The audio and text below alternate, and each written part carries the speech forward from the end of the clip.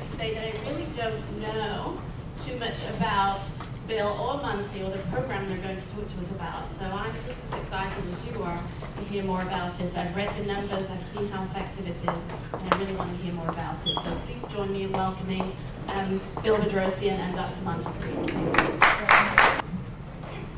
Well, it's a pleasure being here and see a lot of familiar faces. Prior to my role at Olive Crest, I was the regional administrator for DCFS in the South County region, and so it's great to be back here and see a lot of familiar faces.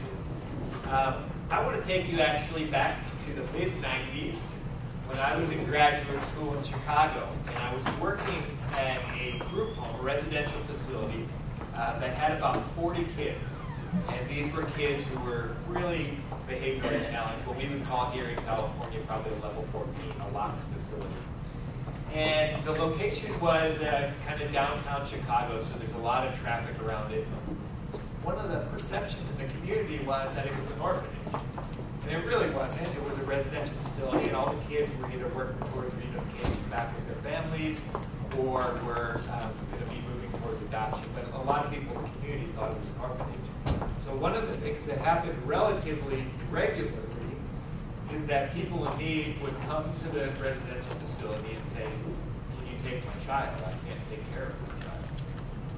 So what would happen is the executive director, Dr. David Anderson, would tell them, explain to them, you know what, this actually isn't a place where you can drop off the children. People would ask, well, how do you get the children here? And his response would be, well, if you abuse or neglect your children, then we can take care of your kid. But for people who actually were interested in trying to have their kids help while they were getting their self together, there really wasn't a place for them to be. So after a couple times, he had a particularly touching case where a woman came up to him with a little baby and said, you know what, I've been on the streets doing whatever I needed to do to stay alive, but I just had this baby, and because of this baby, I want to get my act together. I want to be there as a mother for this child, and I want to go into rehab, but I can't find a place to do that that will take my baby with me. I really need to be inpatient. And he didn't know what to do. He thought, I'm going to turn this woman away. There's really nowhere for her to go. What's going to happen is her baby will probably be taken into the child welfare system. And even when she's finished her program in 30 days, it's going to take far longer for her to get her child back, if she even can get her child back once that child is her system. So he said, you know what, we can't take the baby here, but I'll take her. I'll take your baby home with me if that's okay with you. And she said, well, that would be amazing. I don't know you, but you obviously do great work here at the home. And so he says, okay, I'm willing to do that. He called up his wife and said, I'm bringing a baby home. And his wife says, Dave, we can barely take care of the 2 kids we have. How are we going to take care of another baby? He said, well, I don't know, but we're going to have to go and ask our church family to really help out, help with babysitting, help with meals, and whatever we need. And I really want to help this woman as well. I want to make sure that she gets connected to the resources that she needs to so that she can get her baby back. And that's what happened. They went home and they told their church family, this is what we're doing. We want to help this woman and we want to help this baby. He said the entire time that they had the baby in the home, they never cooked a single meal because everybody from the church, they set up a schedule where they would bring meals for the family, which helped a ton with his wife. They helped with babysitting. There was people in the church who were able to connect this mother to a great inpatient program. They were able to facilitate visitation all along while she was in her program until she was able to get out and to get her baby back. So Dave, who's a clinical psychologist himself and then also an executive director of a large nonprofit there in Chicago, he said, this is how the system should work. Really, when people in need want to reach out and are proactively seeking help, there should be places for them to be able to do that. It shouldn't have to wait to the point where they're so desperate that their kids get taken into the child welfare system. And so he said, I'm going to design this program based on my own experience here. So he came up with the design of the program. He wrote a letter to the mayor of Chicago. And to his surprise, about 2 months later, he gets a call from Mayor Daley and says, I read your letter.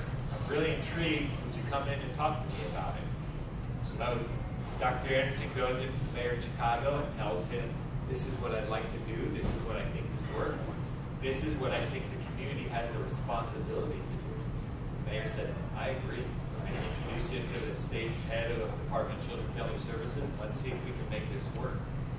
So they bring in the head of the state services in Illinois, and Dr. Anderson explains to them the idea. And McEwen, Mac, they called him, and he said, best idea I've heard in my entire time as a child welfare. It'll never work. So we can't even get enough people as foster parents who we pay to do this. How are you going to get people to volunteer to take care of kids? And they said, well, I don't really know, but I think that people from the churches and from communities of compassion would be interested in doing this. And the mayor said, well, we're willing to commit some money. The department said, we'll commit a little bit of money. And he got a grant from Oprah in Chicago, which helped, of course. And so they started this program. And now, 8 years later, over 1,000 kids a year in Chicago are being diverted from the child welfare system into these safe family for children hosted. So today what we want to do is just explain to you a little bit about how the program works, and then also talk a little bit about some of the clinical implications for the children and the families that are being helped. And then we want to explain the logistics to you and then open it up for some questions. So really, I think some of the most impactful statistics about how the program works is this. Over 94% of the kids who enter into Safe Families hosting go back to their families of origin. When I was at the Department of Children and Family Services, less than 50% of the children who came into the child welfare system were able to be returned to their families. I'm hoping that's improving since I left. I really did not do great work there.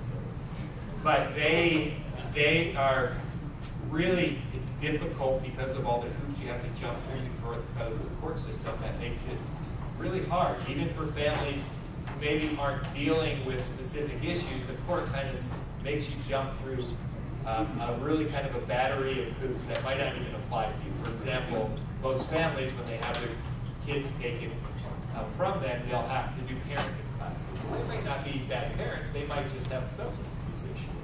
So parenting classes, what that does, it takes away the time that they need to do their rehab programs, or to find a job, or to do all these other things. So it really can make it very difficult for families to get their kids back once they've been taken away.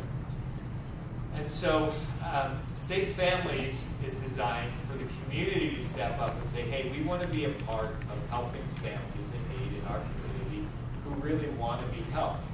And not just the children, but the parents, understanding that you can't just take care of kids and then give them back to parents and expect that they're going to be fine, that their circumstances are going to change. What really needs to happen in the community is that families need to be connected to resources.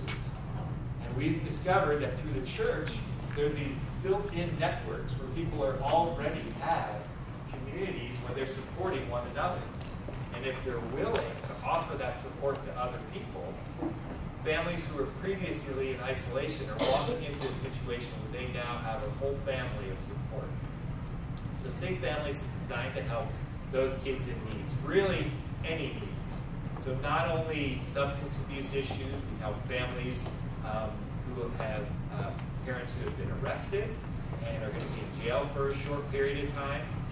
We help families if there's medical needs and they just don't have anybody that can watch their kids or take care of their kids while they're dealing with those issues. Monte, what are some other situations that we have? Homelessness is a very common one, especially with the economy. Substance abuse and homelessness seem to be the most common situations that we work with, but there's a lot of other situations that we deal with. And so really, the design of the program is to create community for families who were previously in isolation. And And the results are pretty astounding. Like I said, 94% of the kids are going back to their families of origin. And the average length of stay is about 45 days. So the way that we recruit host families is through the churches. So we ask churches to come up with a support system through their own community already, and for families to say, hey, we're willing to help with this situation. We understand it's going to be short term, but we want to be there for these families in our community. We want to connect them where they live. The difference between foster care is that these families don't get compensated for the work that they're doing. And really, that's one of the most appealing things to the families in need, because they understand this person is not doing this to get money or to get anything.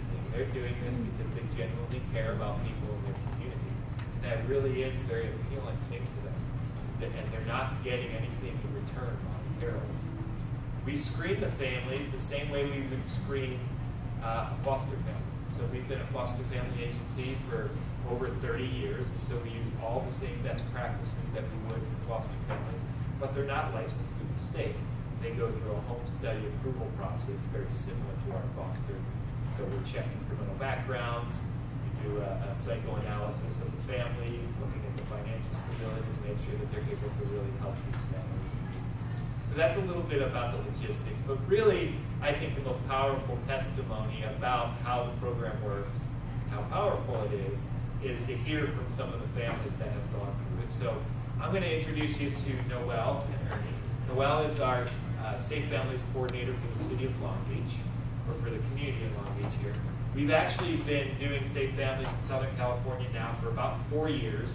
Last year we had over 400 placements in Southern California, mostly Orange County, but we are piloting the program in Los Angeles County right here in Long Beach. We believe this is a community that has a wealth of resources as well as families in needs, and it's just a great place to really make sure that this program works before we kind of take it all throughout Los Angeles County. So, Noelle, she's going to interview Ernie, and he's going to share his story a little bit. Good morning. This is Ernie, and I'm Noelle. Ernie came to us, we met him back in September, and we were able to host 2 of his children with some of our host families in the local region up until December, when they reunited, and now they're living 5 minutes from my office. So I'm just going to ask Ernie a couple questions so you guys can kind of hear a little bit about his story. Ernie, how did you come to know about Safe Families, and kind of what was your story leading up to that? Why was it a need for you? I heard through Safe Families, through Substance Abuse Foundation in Long Beach, where I reside in joint sober living. I came into the program. I was homeless. I had 3 children with me. My youngest daughter, she just turned 2 on the 26th of December. I had her, my 3-year-old, and my 6-year-old. And so I went into the program, and basically I was asked to choose to take 1 kid with me. So I left my 2 children with their grandmother, thinking it was going to be a safe place for them to be at. But I completed the program, and social services came, and I was in a situation where they were going to take them if I didn't find somewhere for them to reside at besides their grandmother's house. And so it was real tough. I talked to Noelle, which was it was on a Friday. I had till Tuesday to find something. And the marketing director at SAF, Arthur Romo, happened to tell me about Safe Families a couple of months prior. And through all the mess, I kind of forgot about it, but the social worker brought it up again. And yeah, I think it was a godsend, because literally before the social worker came, you guys probably know Miss Terry Smith. She came, and I was in one of my groups, and I was sharing about what was going on, and they told me, like, well, I know they have this program. I remember Arthur Romo was talking. I said, oh yeah, you should try them.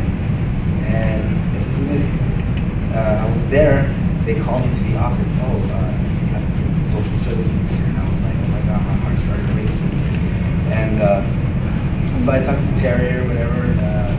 You know, I basically broke down, thinking that they're gonna take on two children.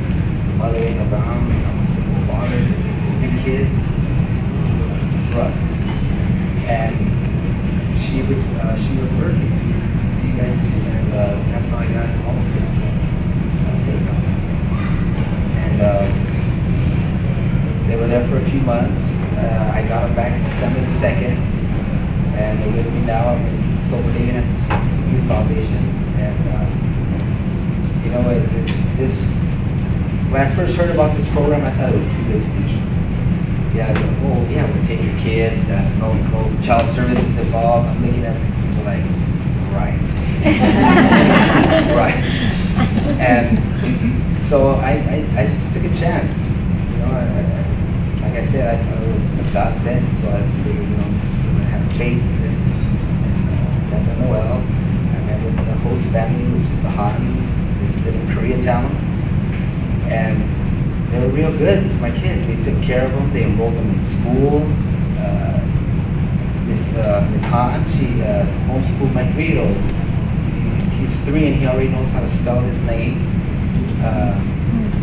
And my 6-year-old, she was in school too. I got to see them every weekend. Every Saturday I would take the bus to the blue line, to the red line, and go to Koreatown every Saturday with my 2-year-old and go see their brother and sister. And they would call me every night before they went to sleep. And they just kept me updated on the progress in school and stuff. And yeah, it was real great. They literally saved my life and my kids' life. You know? And I'm just so grateful for them. And that's why when they asked me to come speak. Hey, Ernie just did a really good job because he covered all the questions.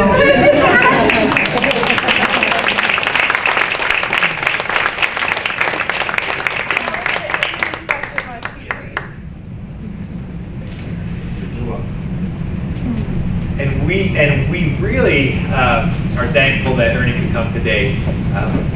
Amazingly, there are stories like that we've had over the last 4 years all over Southern California. One of our priorities is try as much as possible to have kids placed in the communities that they live in. So in this particular case, we had to go a little further up into Koreatown. So we're trying to recruit more and more families right here in Long Beach to really meet the need. But I also want to just share that this program is a little more than grassroots at this point.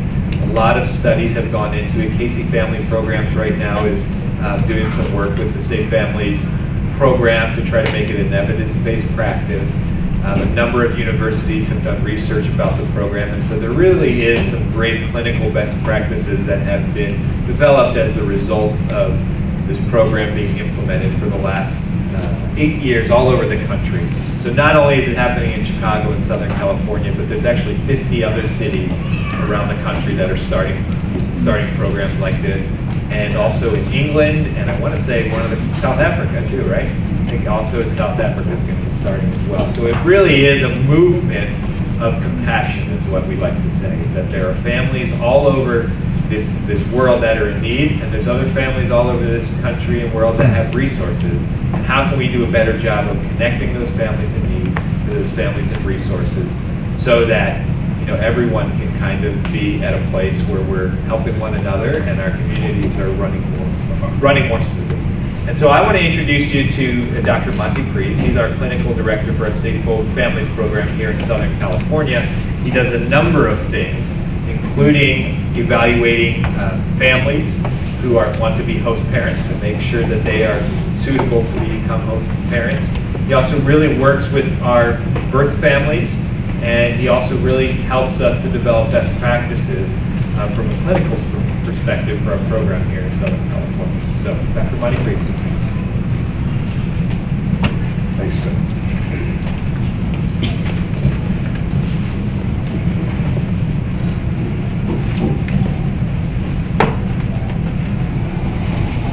So, with Safe Families, there's basically 2 types of arrangements that we have. there's some situations that are relatively clean and straightforward.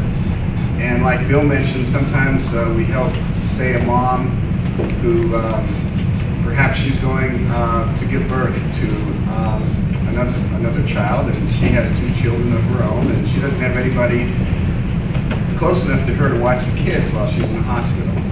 So we will care for her children for a week or 2 until she recovers and so forth. And that has pretty much of a beginning point and an end, and it's relatively clean. Probably about half of our situations involved are involved with people that suffer from some chronic situations such as homelessness, mental illness, substance abuse, and so forth.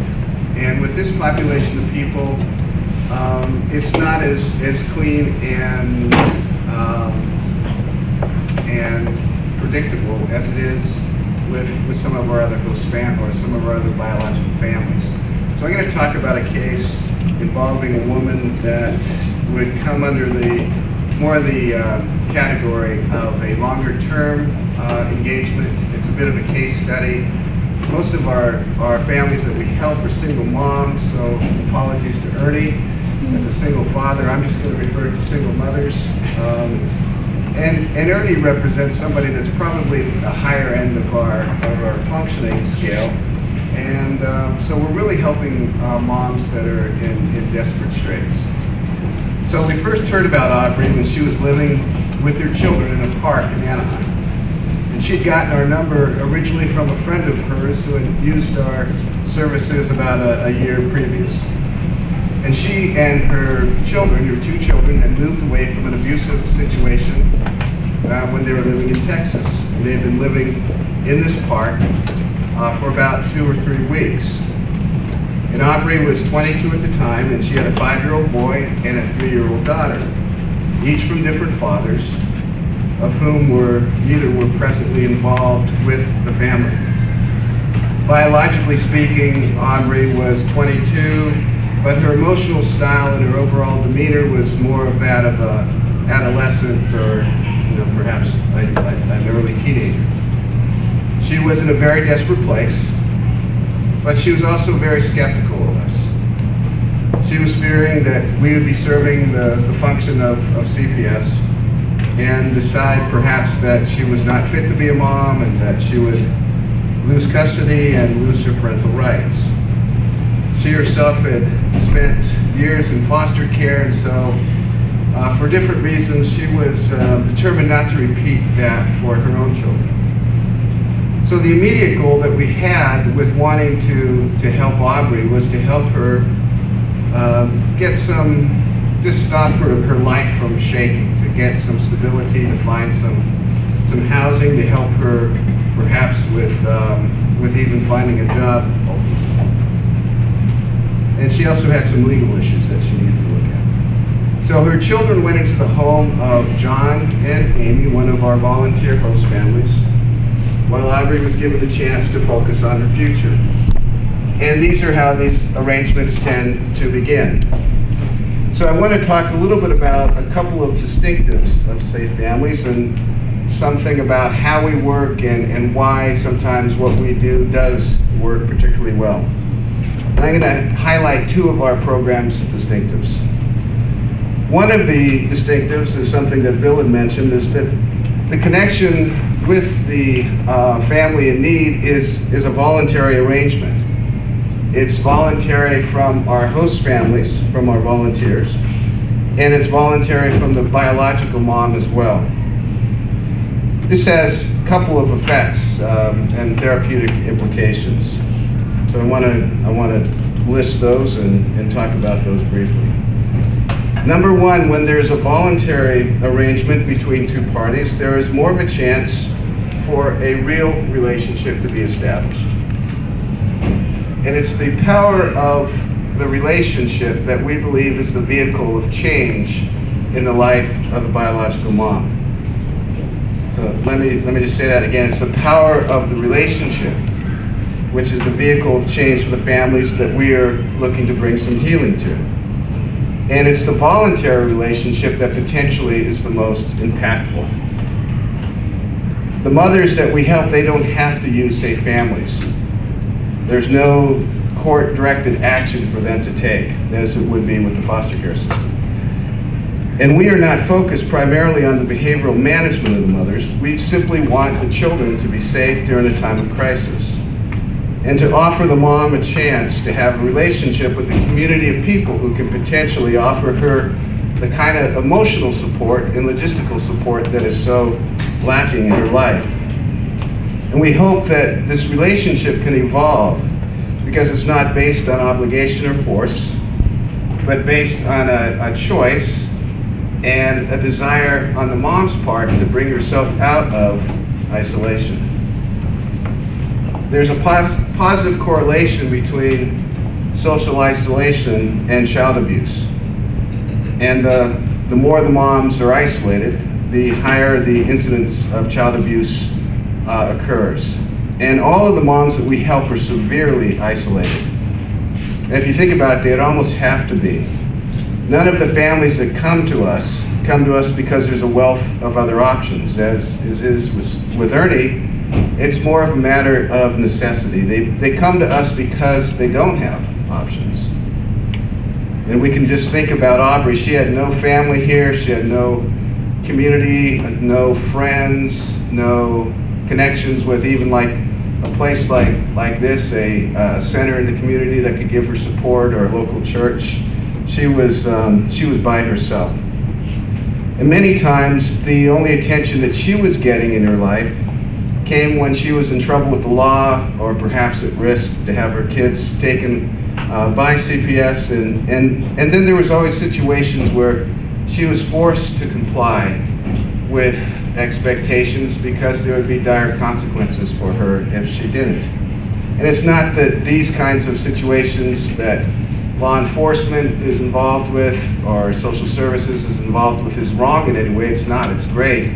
But we just wanted to offer her and offer people like her an alternative, a chance for a quote-unquote real relationship, and for the benefits of a real relationship to take root in her life. We believe that the relationship which is voluntary, without agenda, is the one that makes the most impact. Aubrey was accustomed to people in her life trying to manage her. She was not accustomed to people willing to take in her children. Again, like Ernie said, sometimes people feel like this is kind of too good to be true. I mean, it's certainly not an easy decision. There's no time that a mom voluntarily gives up her or relinquishes her children over to the hands of people that are, relatively speaking, strangers in her life. It's a difficult situation to imagine. But there is this element of fearfulness and skepticism. And so she was well defended psychologically and emotionally speaking against people whose job it was to manage her or to try to alter the behaviors in her life. But she was not as defended against a volunteer from the community who was opening up their home to her children out of the goodness of their own heart. And it took a while for Aubrey to realize that more or less the people that were caring for her kids, whose names were John and Amy, didn't, become replacement parent for them or trying to take them away from her in any way. It took time for trust to be established, but over the weeks, then trust began to take hold. With Safe Families, we look to, as best we can, to empower the mothers. So there's no loss of parental rights, and the moms are in control in the sense that they can end the relationship at any time for whatever reason. So she may or may not be in any better situation than she was when she first started with us. But it's still her right to say, I want my children back. And we train our volunteers to see the relationship not as a one-up, one-down kind of situation, but more of a relationship built on equality and a respect for the mom's role in the children's life. It's more like neighbor to neighbor. And in our society, we used to have more of these just natural, organic community connections. There was more of a neighbor-neighbor arrangements that would just happen between between people that you would just know in the course of your life, but so many of the moms that we help just don't have those resources. So the effect of a volunteer relationship is compelling to a biological mom. It's hard for her to accept, but once she does, then there's the potential for deeper connections. I want to look at the voluntary aspect of our arrangements in regards to the host family's perspective and some of the challenges that they face. A lot of the therapeutic work that I get to do actually is in the training, supporting, and guiding of our volunteer host families. I would say that for the most part, the majority of our volunteers begin their interest in safe families simply from a desire to do good. And we play the role in a sense of community matchmakers. We develop relationships with local churches, and we put together their people who want to do good and put them together with people who need to have good done to them. And so this potentially is beneficial for all parties, for the churches as well as the families in need. The host families primarily are drawn out of the goodness of their heart. They are relatively free of secondary gain or their own agenda because aspects of their faith cause them to love their neighbor or to reach out to those who are in most need and to show hospitality without condition. So everybody begins with those values. But the reality is that it's hard work for our volunteers. It's not easy to bring in children. It's not easy to deal with the issues that the moms face in their lives. And so for somebody like John and Amy, they brought in 2 children into their home. So they have their existing family dynamics going on in their home, and now all of a sudden there's 2 children who seemingly have come out of the blue, who are now, in their family system and changing the dynamics. And it takes some time for a family to adjust to the emotional needs, the logistical needs of 2 new children. But the most difficult challenge that our families face is that their lives, which are relatively speaking stable and structured, they're kind of on a collision course with the lives of the mothers. And the life of a mom who comes to us in such a need is oftentimes very unstable, very chaotic. And so that's a challenge for our host families to understand, to accept, and to navigate. Somebody like Aubrey is very bright and she has really good intentions, but she's got some limitations. Trauma and stress over time has left her brain, has left her mind in a state that's relatively speaking shaken and shocked. In her life, she has suffered abuse, she has suffered abandonment, she's been exposed to violence. And the effect of this is that she's in a place more what we might call a survival mode. And as a survivor, her life is very different than one who's not so traumatized. The world of a survivor does not always have the luxury of long-term thinking or strategic planning. Everything more or less is immediate.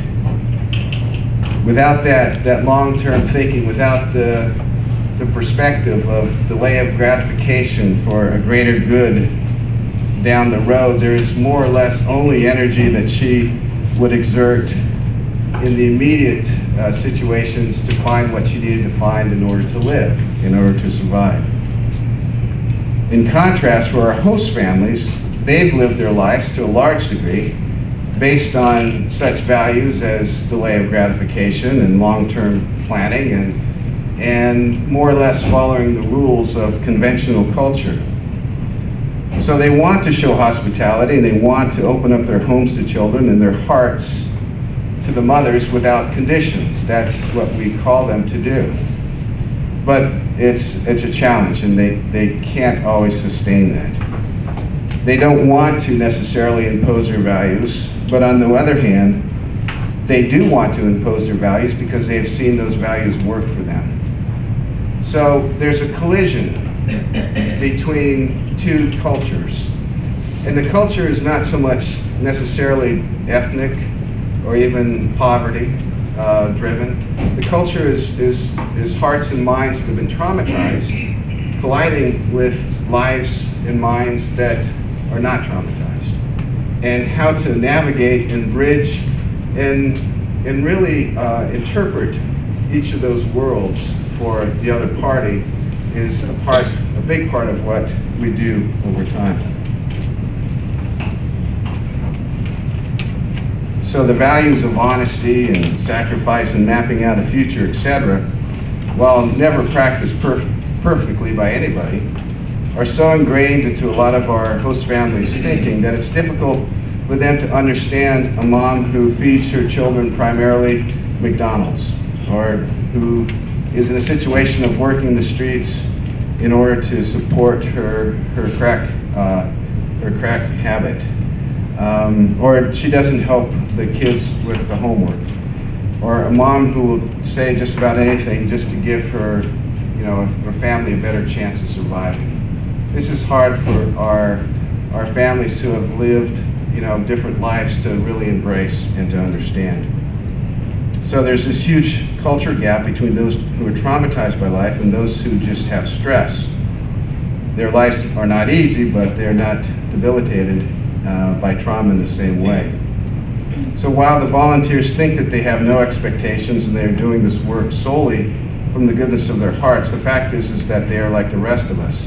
They do have expectations. Their worldview teaches them to live in a certain frame of mind. It's and out of a certain context. It's just human nature to. So they do have expectations that if they are going to, for example, work hard on this family's behalf, then the mother should be working hard also. That she should be acting in ways that are responsible, that show sacrifice and effort, and the hard work and the results that often come with hard work. But for somebody like Aubrey to be sat down and told that she has to start thinking long-term, that she has to start building positive change into her life, that she has to get off the street, get into school, find a job, find daycare, meet a nice, responsible man to marry and live happily ever after, is like plopping one of us down in North Korea or someplace and expecting us to know the language and the cultures and the social nuances that come with operating in a different country. Now, there's no excuse for dishonesty or destructive behaviors or neglectfulness, but there are reasons why this occurs in the life of the mom. And I think probably many of us have heard research having to do with brain mapping and so forth that shows that for the traumatized mind, there's a limitation in the sense of the brain activity doesn't get triggered and fired up in as much for a traumatized mind in the frontal cortex, where there's more access to higher cognitive thinking, such as long-term planning and social nuances and so forth. So I spend a lot of time actually in clinical work doing work with our volunteers to help them bridge the chasm which exists between themselves and a woman like Aubrey. And it's not that their lives or who they are any better or any worse than her, it's just that they're very different. So I spend a lot of time helping the volunteer families interpret the confusing behaviors of the biological moms in need. It's hard for our volunteer families. I find that they want to be accepting, they want to be non-controlling, but they do carry pretty strong expectations of how the moms should be using the times which is being provided for them. They think perhaps of what steps they would take if they, for example, were given the chance to have 45 days without family responsibility to take care of business in their own lives. So when our volunteers lose sight of the voluntary, respectful relationship as being the vehicle of change, they slip more into a mindset of wanting the moms to be fixed one way or another. They want some controls and regulations, some kind of guarantee that there will be a positive result at the end that they will be satisfied with. The expectation is that we as a safe family staff would be regulating and managing the mom's life. But because of the value of the arrangement being voluntary, because of the space we want to make for creating trusting bonds based on equality and non-judgments, and because we just don't have the resources for this, even if we wanted to, we don't regulate the moms. We direct them towards accountability, but we can't enforce the accountability. And we don't want to have the moms see safe families, for example, as being based in case management. So we direct the moms towards resources, we direct them towards others who can provide case management, but we don't do that kind of work ourselves. We do look to establish goals with them, but we don't have any moral or legal authority to compel the moms to take direction from us at all. It's all voluntary. We can lead them towards accountability, but we can't force that. Because we are private, there is more of a flow to what we do. We have some freedoms, and in those freedoms, there's more potential for power, but we don't have control over people that some of the local and state governmental agencies have. And this lack of control can be difficult for our volunteers, because the volunteers naturally are encouraged when they see tangible evidence of the mom's progress, regardless of whether or not it's sustainable. So all I have to say, there's a lot of therapeutic work that gets put into guiding the families back to their original willingness to step into the messy situation simply out of the goodness of their heart. I want to lead them back to stand without judgment and release the wish to control the mess. And oftentimes they just want to have everything fixed and manageable, because the messiness of life is, and the uncontrollability of it is uncomfortable to see. So there were weeks on time, getting back to the story of Aubrey and Amy and John, weeks on time where Amy or John would call me practically every day, trying to deal with the frustration of working with Aubrey, who was not doing what they would expect her to be doing. And sometimes working with our volunteers could be akin to working with frontline responders to natural disasters. So people would go down to Katrina and hear the stories of loss and devastation, and the people that they would be telling the stories were operating out of a place of shock. And then the frontline survivor providers would also experience secondary shock. So it's a little bit like that with Safe Families. Some of the work we do is just helping the volunteers navigate their love and their care for the biological moms. So the work with a host family like Amy and John involves a reframing and redirecting of their expectations. If their expectations would be that they should be able to make changes in Aubrey's life, then they're setting themselves up potentially for frustration. They could potentially feel held hostage to her inability to act and receive help in ways that are conventional. And the reality is that Aubrey had been an expert in avoiding help in her life, and she'd been acting unconventionally for a long time. And so John and Amy began to feel like powerless victims, and they would continue that way if they were focused on fixing Aubrey. So what we do is constantly define success for them, not by the fixing of Aubrey, but rather defining success by something more internal to them. Our one true measure of success is when our volunteer families show hospitality. So as long as John and Amy are showing hospitality, then we see ourselves as successful. Because this is something that is sustainable and repeatable. And it's something self-contained within our volunteer host families' minds and actions. So getting back to the story of Aubrey, for the first 3 months of Aubrey's stay with John and Amy, and again, our national average is 45 days, but some of our arrangements go on as long as 9 months and even a little bit beyond that. And in cases where there's this kind of chronic homelessness and just overwhelming situations in life, it usually takes longer for some kind of stability to be established. So during the first 3 months of Aubrey's stay, she was arrested twice for solicitation. she suffered a nervous breakdown, and she made an attempt on her own life. She would disappear for periods of time without communication.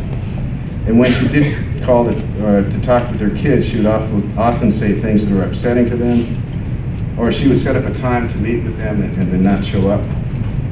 Or she would find some little thing to fault with Amy and John and then blast them and criticize them for whatever failing that she felt that they had done. So I also spent a lot of time explaining psychological concepts such as splitting to Amy and John. I would talk about in Aubrey's mind there's more likely to be divisions of black and white, of either being all good or all bad. Aubrey herself usually lived with the, quote, all bad label that she hung on herself. But if she found some flaw in them, then she was only too happy to get that all bad tag off of herself and stuck on them. The truth is that Aubrey felt so much shame. It was based on the belief that she was a failure as a mother. And she had a hard time imagining how that could ever be different. She had lived with this belief as long as she had been a mother. And the beauty of her connection with John and Amy is that they had never given up hope in her as a mother. And this is something that we ask all of our volunteer families to do, to hold a hope in and a hope for all the mothers that we serve. The holding of hope, the dealing with the unknown, the containing of all this chaos, all of these things are work. And the host family, as Bill alluded to, get a lot of support from their community and from our staff when the children are hosted. And this is necessary for sustainability. Another factor that relates to sustainability is that we are not the forever solution. The hosting of kids is usually very short-term. And we keep these arrangements short-term for different reasons. Not the least of which is that we want to be clear for everyone's sake that these children are the mothers which we are helping, and that is not going to change. We don't want the kids confused as to who their parents are, and we don't want the bio mom in any way to lose sight of the attachment that she has and the responsibility she has towards his children. So the two values that I've mentioned today is one, we're voluntary arrangement, and two is that we are short-term. We are not the forever solution. And the values of the faith community families that we work with often reinforce the respect of caring for and respecting the office of parenting. And it's based in the Judeo-Christian notion of honor thy parents. And so we extend that out to honor the parents. We talk about offering the children not substitutional care, but supplementary care. This means that a mom like Aubrey is always championed to her children, and to herself especially because she is a parent. And everything which is done with the kids, the moms, everything is done to respect the mom's central and primary role as mother. Despite so much chaos and dysfunction, the bonds back and forth between Aubrey and her kids were strong, and they wanted to be with her. And we respect and nurture and affirm that desire. The host family mom, Amy, had spent so much time affirming Aubrey's place and her role, and she had endured so much erratic behavior. Aubrey had acted in so many ways like a child herself. But it didn't take long for Aubrey to recognize that Amy was somebody that really had her back, who really genuinely cared. And they began to work together. They began to supplement each other in their devotion to the kids. Aubrey was learning from Amy more about how to have boundaries with kids, and Amy was learning from Aubrey things about how to care for the children's hair. And it was kind of interesting because Amy actually found somebody in her community who knew how to care for Aubrey's children's hair, and she became a great connection, somebody who was able to explain some of the cultural differences that existed between Amy and Aubrey. And so when it became time for Aubrey to make some important decisions in her life, it was Amy's voice that she heard. It was Amy that she trusted. So the rest of Aubrey's story is as followed. As mentioned earlier, Aubrey's life continued to spin out of control, and we began to see that so much of this came from her drug addiction. She would not show up for meetings. She would drop out of sight for periods of time. So we finally came to the realization that the basis of our arrangement, the relationship between the mothers, the connections of Aubrey with our staff, etc., was being severely compromised. The bottom line was that her behavior made it impossible for us to have a relationship with her. And as I've said a number of times, it is relationship with moms like Aubrey, bringing them out of isolation, which is our primary therapeutic intervention. So when we're able to finally sit down with Aubrey and John and Amy, we did something that actually we've only done one other time. We made her getting into a substance abuse program a condition of her continuing with Safe Families. And she was angry and defensive at first, but Amy had earned her trust, and Amy's voice and character was what carried the day. So we started a long process of getting her into the appropriate treatment program. She waited 4 weeks at a rescue mission, living basically in their lobby, only to be admitted, and then a week later get kicked out for inappropriate behavior. So she disappeared again. She made another attempt on her life. But all this time this was happening, she was actually staying in touch with us and her kids and with John and Amy. So for the past month, she's been in another program, and this one appears to be taking. And we are hoping for her sobriety to stick. But I just want to affirm that as respectful and hopeful as I am for Aubrey's journey, I'm perhaps even more mindful of the courage and patience of our volunteer family, Amy and John. I don't know Aubrey's future, but with the goal of hospitality and relationship extended out being our primary therapeutic engagement, we see success. We know that John and Amy's hearts have been extended and their compassion deepened, and perhaps as much as anything else, that is our story. So thanks for your time.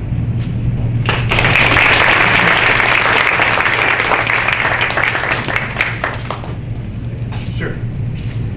One of the things that I just want to emphasize that I've seen so many times firsthand is this really is a story of hope, not just for families who are being helped, but we've seen some tremendous changes in perspective in communities where this program is being implemented, where host families and churches and communities that help change their perspective on how they're living with people in need. They're not viewing them as people to be judged and people to be helped.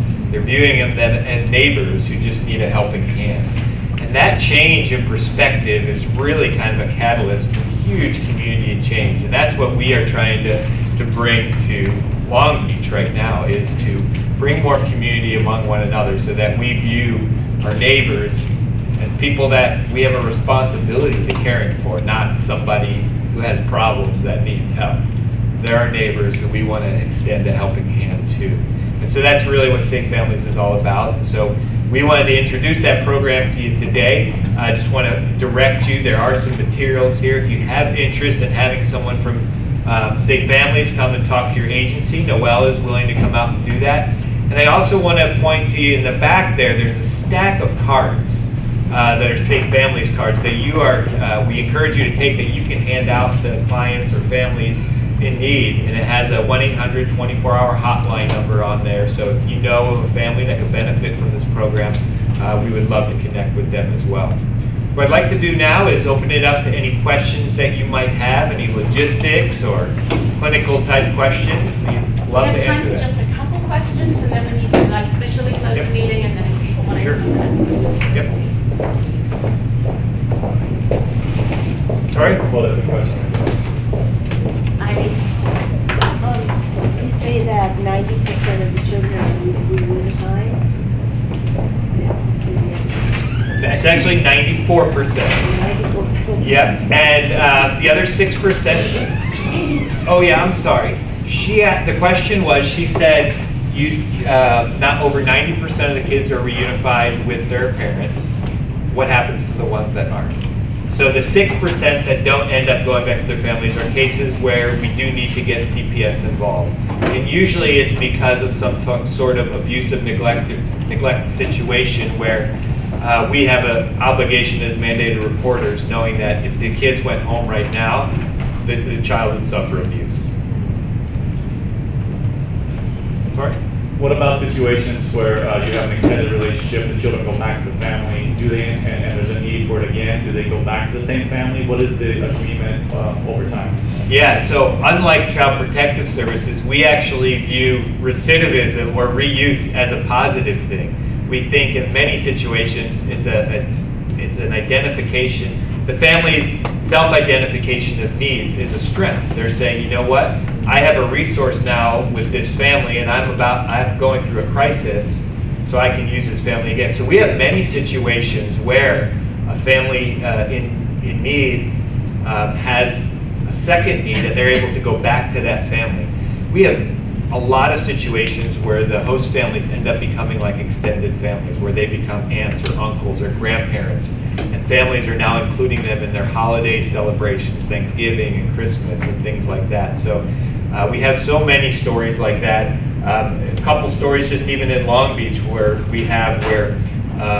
some families have used the same family over and over again when they have a need, in order to maintain that connection. So that becomes their extended family, just like you or I would use our grandparents or our brother or sisters. These birth families are now able to use these host families in the same way. And I would say there's some situations where logistically something's changed, say for the volunteer host family, they're not able to have the kids come back for a particular time. And while we desire that to happen because it helps with the continuity and attachment with the kids, with the host family, then if it goes to another family, then again, it's just spreading the support net wider. I have a follow-up question having to do with this situation. Respecting the fact that the relationship evolves over time, you can't know everything at the beginning that you know at the end. Given the fact that you have those two situations where it sounds like there might have been a different assessment of the situation happening earlier on to see that substance abuse was a major issue, and the same family's model in and of itself might not have been sufficient for that family. Can you address that? Does that change anything in terms of how families are initially brought into the program, biological families? There's some biological families, if there's a severity of need, that we encourage them to perhaps get connected with a case manager or some other provider in the community and then come to us. But for the most part, even with situations that we know are messy and liable to be even more messier the more we find out, we feel that just having some relationship, some connection has the potential for a benefit to the family, even if it doesn't address all the needs. So we're willing to tolerate some of that, mess even intensifying as time goes on, because we believe that she's going to benefit no matter what. And then we just have a better idea of specifically where to address, where to refer to other issues. We need to end the meeting, so I'm going to thank you both and both of you as well for coming this morning. Please join